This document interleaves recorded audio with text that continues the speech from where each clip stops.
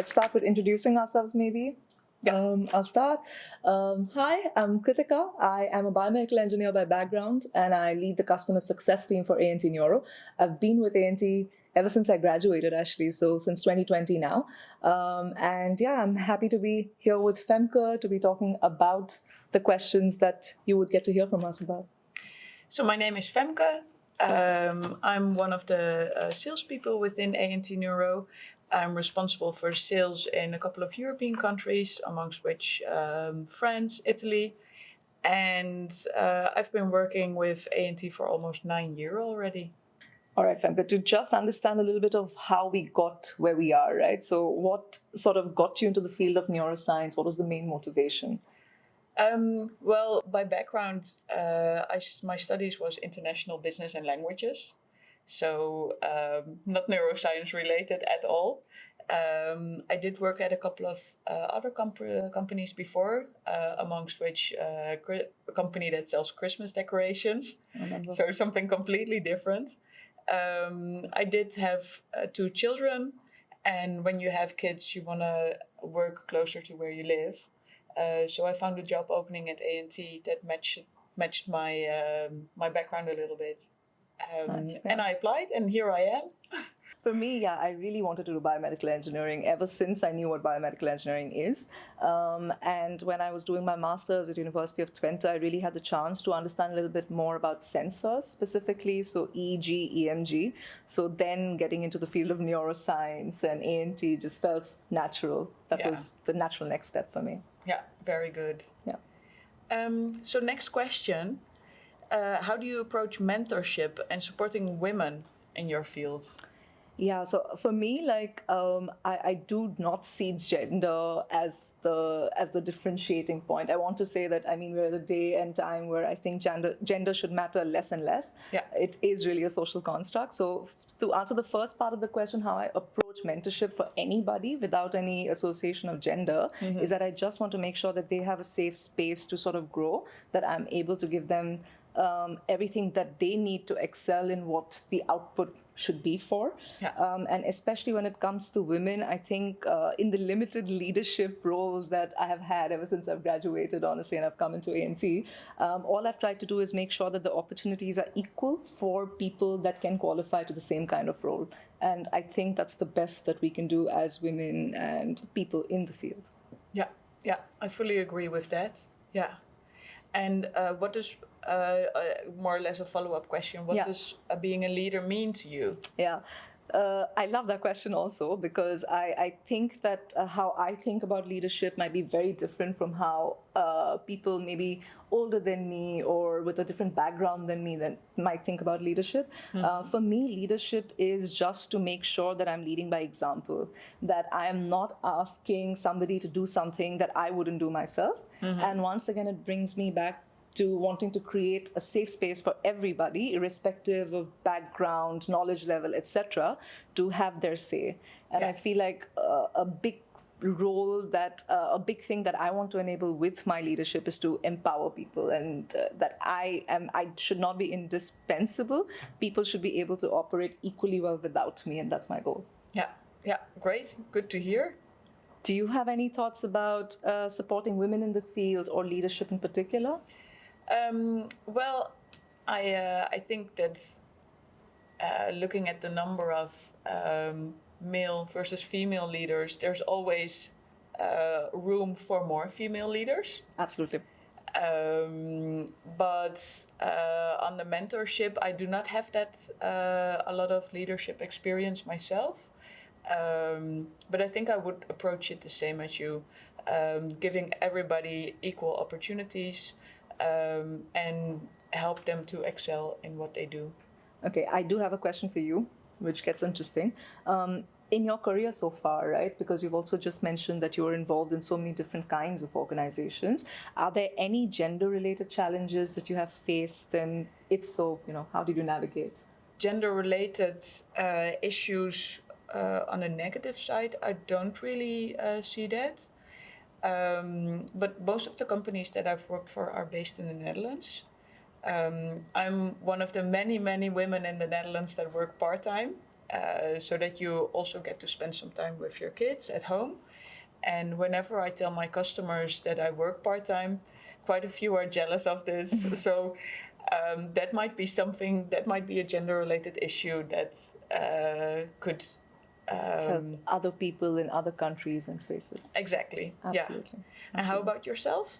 For me, I think there's because of the culture that I come from, because I was born and raised in India, as you know. So for me, I think I have never personally felt any gender-related struggles, to be honest, because I think I'm just privileged to have been supported by a very diverse, very empowering group of people. Mm-hmm. But I do think that for people that would now be brought into that space or in tech in general, there are a little bit of challenges. Also depends on where you're coming from, I guess. But for me personally, that hasn't been the case. And I think one of the reasons why is because I just decide that this is how I want things done and I go with so it let's anyway. Go for it. Yeah. Now looking back at where we are now and how it was in the past, right? So if you could, for example, give a career tip to your younger self, what would that be? Well, I've given this a little bit of thought. Don't say no. Whenever you think that you don't have time for something, or that you don't manage to finish something within the time that's set, be open about it and say no. And a little bit adding to that is don't be afraid to ask questions. Especially me coming into the field of neuroscience, I have to admit there's a lot of things I didn't know. So I've asked so many questions to so many people. So never be afraid of asking the dumb questions, because you can always learn from it. And your career has not been that long, but do you have any advice for... I think the one thing I completely relate to, that there's no stupid question, because if you don't ask when you want to ask, then it's too late, and then you don't have the luxury of being able to ask that question anymore. And the biggest career tip for me would be the fact that that there's nobody knows everything, right? Nobody has it all figured out. It doesn't matter where you come from, what you've studied, how old you are. Yeah. And I think that's a very important realization to have, which maybe is something that I've acquired or understood over time. Yeah. You know, that everybody's sort of learning as they go along. Mm-hmm. There's no checklist, there's no cheat sheet to it. So, yeah. There are some rapid fire questions, I'm told. Oh, God. Right? So we will pick a chit out from here. Let's do the questions. Do you want to go first? Yeah, I'll go first. I'll randomly get one. What's the best career advice you've ever received? To not take anything personally, because at the end of the day, after work, you go home and your mind is priority, right? And mental health is priority. So to not take anything too personally and not sit with it for too long. Yeah, yeah. How about you? In my case, it would be don't be afraid to ask questions. Yeah. Let's go for get the second one. Favorite way to unwind after a busy day? Running. It has to be running in my case. Yeah. Okay, but you've recently picked up exercise as well, I've heard. As of January 20th, it's to work out in the gym after work a little bit. Yeah, very good. Okay. Yeah. I'll do the next one. Go ahead. One word to describe working at A&T Neuro. Like a growth pad, to really sort of want to do what you would like to do and grow there. Yeah. And you? Yeah, multicultural. We've got people from so many countries. True. So, True. Yeah. That's a big one for me as well. I went into the next one. If you weren't in this field, what job would you see yourself having? I would have my own bakery, I think. Oh, tasty. Lekker. Yeah, it's a good, I think I would just write something. I'm not sure what. It could be a book, it could be a piece, anything. And I would love to, be putting out these writing pieces into the world. You want to get the next one? Yes. Oh, about writing. A book, podcast, or TED Talk every woman should check out. I don't do podcasts. So in terms of books, I think there's two that I've really liked. One is Girl, Woman, Other by Benedine Evaristo. One is 1,000 Splendid Suns by Khaled Hosseini. Mm-hmm. And a TED Talk I think I really, really liked is the one on grit by Angela Lee Duckworth. And I think that was a great one. Mm-hmm. How about you? Well, I mainly read Dutch books and listen to Dutch podcasts. But one international book I liked a lot was Where the Crawdads Sing. And that was really about a strong woman surviving many things. And Loved the book and the movie. And the book was Delia Owens, but it was a great one. Should I get the next one? A female role model who inspires you. Yeah, I'm coming back to running again, of course. Sifan Hassan, she has already so many Olympic medals, won the marathon while doing a 5K and a 10K in the Olympics. So she's the strongest woman I know. Fair. For me, this one's a bit controversial because I did give it some thought, right? But I really had trouble finding a woman in this tech space that I have looked up to ever since I was a child. So controversial, but for me, that would be Velma from Scooby-Doo and Mindy Kaling in real life. I love her. Yeah. Oh, very good. Indeed a funny one. Yeah. The best thing about working in neuroscience? For me, it is really about understanding the brain more and seeing how your health impacts your brain and vice versa. I think that has really sort of told me a little bit more about how to maintain myself, how to be fitter, what matters in the long run, what causes cognitive decline, stuff like that. Yeah. And what about you? Yeah, I have to say the people.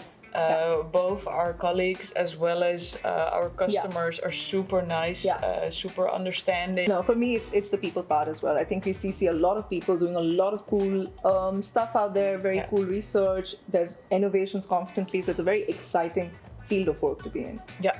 Okay. Last one. Yes, you go. If you could master a new skill instantly, what would it be? For me, I think it would be languages. Right? To be able to go to a place and then speak that language just feels much more... Instantly. Yeah, instantly. Like, I would love that skill. And which language? I would say Italian because I just love Italy. Yeah, I think in my case, I've tried a couple of surfing lessons. Wave surfing. Yeah. And I'm really not good at it. So if I could master that instantly, you'll see me at the Olympics in LA 2028. Wow. Okay. More work related. Since my background is not in neuroscience, it would be really cool to actually be able to read EEG. So that's it for the that was a very fast rapid fire round. Loved it. Yeah. Okay. We have a couple of questions on Women's Day. And if you had to describe the impact of women in neuroscience in one sentence, what would it be? It's really difficult to wrap that up in one sentence. It's really difficult, but I'll try to keep it short. I think there's a lot of work that is done by women, which basically got recognition a little bit too late, I think. And I don't want to go into specific examples because there's just so much, right? But there have been women who are at the front of neuroscience research. And I think what I appreciate with now seeing a little bit more representation of women as you go higher up in the ladder also is that, there's an intention to understand the brain, and then there's an intention to have more representative data sets. Yeah. Of women across ethnicities, across age groups, and I feel like that's a very valuable thing that has been brought about with the need to understand the differences between a male brain versus a female brain and all of that, and that perspective is interesting to see. Yeah, I have to say I fully agree with that. There's an underrepresentation of women, and both as customers, as PIs, but also in the research itself. So I fully agree with that. It wasn't one sentence though. No, there's no way that could have been one sentence. Okay, maybe a question to you. If there's one change that you would like to see happen when it comes to the aspect of gender equality in this field, what? Well, there's actually two, if you don't mind. I don't mind. There's a larger representation of women at the top, what we described earlier as well. But coming back to what I mentioned before, is that what for me personally as a woman is very comfortable here in the Netherlands is that I'm able to work part-time. That allows me to both make a career as well as spend time with my children. And it would be great if that would be more common within the field of neuroscience, within all of the world. So, and for you? For me, I actually agree with your first point completely, because I feel like there's very less, when you interact with people in the neuroscience space, the amount of females that you interact with is already very low. Yeah. And that gets lower and lower as when you go higher up in the ladder, be it academia, be it industry, Yeah, whatever. true. And I would love to see a little bit more women leadership and work, being promoted, being up there at the top. Yeah. Last question. Okay. What does Women's Day mean to you personally? Yeah, for me, I don't think there should be just a day of focus, because I mean, like, all brands Every do day this, should right? be Women's Every Day. day should be Women's Day. And I feel like it starts at home, and it starts in your own mind on some level, right? Yeah. Like, you have to really be determined about what you want to do, how you want to come across, and the kind of impact that you want to make. Yeah. And I feel like that is an everyday thing, and there should not be a day dedicated to it. Yeah. Right? It's not a very well-known day within the Netherlands. Oh, really? So we don't really celebrate it. So there's not a big meaning to me personally, but maybe from now on I'll do my best to make it a special day. It is a very special day. Some countries like Germany, for example, Berlin for sure, has a holiday on Women's Day, and I feel like For the women only? No, for everybody. But it's I think that's a good kind of recognition to have, because you have to also think about some countries, some backgrounds where it's really not so easy for women. True. And I feel like especially in those segments, it makes sense to have a day. Yeah, fully agree with that. Yeah.